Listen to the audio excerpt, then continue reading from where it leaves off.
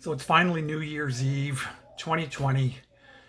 It's been a pretty crazy year, and I am kind of the retrospective, introspective type of guy. So just want to chat briefly a little bit about this year. So let's discuss.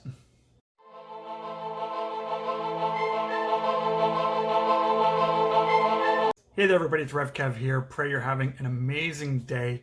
Happy New Year if you are checking out this video in 2021. It's, like I said, it's New Year's Eve 2020, and just kind of reflecting on the past year that we've had.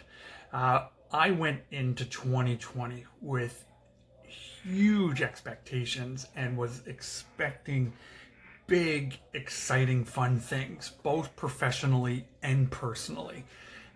If you're new to the channel and you're seeing the name of the channel, kind of RevKev, it's not just a nickname, even though it is a nickname that I've had for years and years and years, probably almost 10 years now. But I got the nickname because I actually am an ordained reverend. So I am a pastor and I'm a minister, and I've been ordained, gone through that whole process, and so that's where the nickname came from, Reverend Kevin, RevKev. So I was expecting some amazing things happening in our church. I was expecting some amazing breakthroughs in our own family and different things like that. And right from the get-go, there was quite a lot of crazy stuff that started happening in 2020. Like, I was actually just reflecting on this way back in the month of March, before all the lockdowns of the pandemic came to my city in Canada. I was going through a little bit of a midlife crisis in my identity. Now, again, as a follower of Jesus, I know my identity is in Christ, but I was struggling with my hobbies and my interests, and the things that I've done for so long in my life were no longer bringing me joy.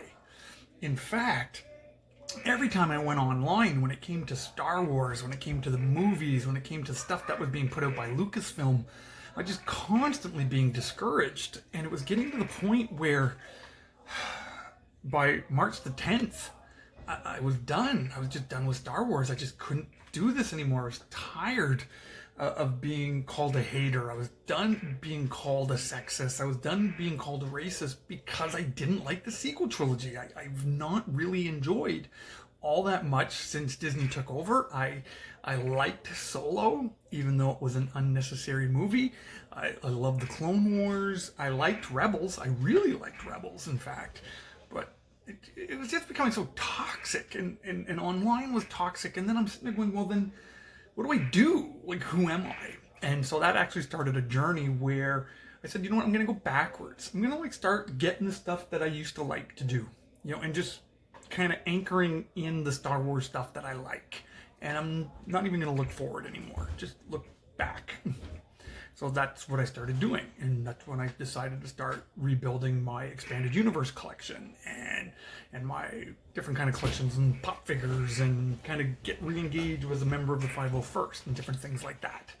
So that was on March the 10th, and who would have known on March the 16th my entire city would be shut down and my job would have to go 100% online, and we thought it was going to be for a couple of weeks, and we're still online all these months later. It's been crazy, crazy, crazy. And in my role, I have the joy and the privilege to come alongside people in times of difficulty, in times of loss, in times of pain, in times of struggle. And there's been a lot of that this year. There's been I've talked to a lot of people who really were struggling financially. I've talked to a number of people who really struggled with their mental health, who really struggled with loneliness, who really struggled with fear. I've walked alongside people who've lost loved ones. I've had colleagues and people that I know actually get COVID and get really, really sick because of it. Not some of the ones that just kind of brush it off, but really sick. And then in our own life, personally, we've had a lot of loss this year. We've had my stepmother passed away in February. My uncle's passed away recently. Our dog got really sick. I had to put our dog down this year, and just the loss of the familiar, the loss of what's comfortable, the loss of basically how we live our lives was a real challenge for a lot of the year. And as we go into 2021 now, it's so easy, I think, in our human nature to focus on the negative. But as I really reflect and look at this past year of 2020, I have to say I have been incredibly, incredibly blessed. This has been a crazy year of blessing.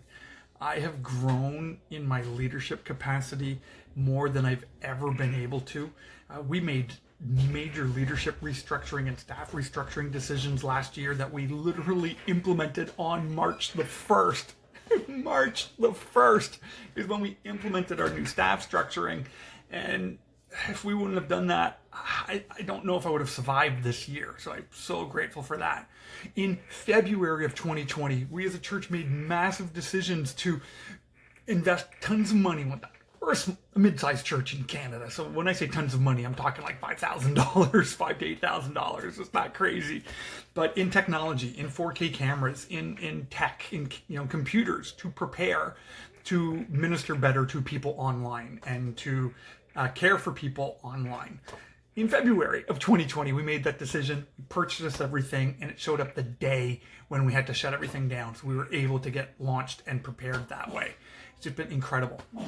Through our Greenbelt online worship environment, you can check that out at live.greenbelt.church for the English service or greenbeltarabic.online.church for the Arabic service. We've seen 76 people put their faith in Jesus this year. And for me as a pastor, I think that's incredible, seeing that life change. And it's not just people from our city, it's been people from all over the world. This year, I have been able to meet more and more people from around the world who I never would have had the privilege of meeting. I have been able to deepen a number of key relationships with people around the world. I've been so blessed to connect more with people online in this YouTube community and in kind of the fandom community. Just so grateful for each and every one of you. And as I reflect on this and I see all that has gone on this year, even though there's been a lot of confusion and a lot of fear and a lot of heartache and a lot of loss of life, there's been so many negatives. I'm choosing to step into 2021 with a lot of hope. In fact, even my hope has even been restored a little bit in Star Wars. And I know I'm kind of putting my heart out there, so hopefully it doesn't get stepped on too hard.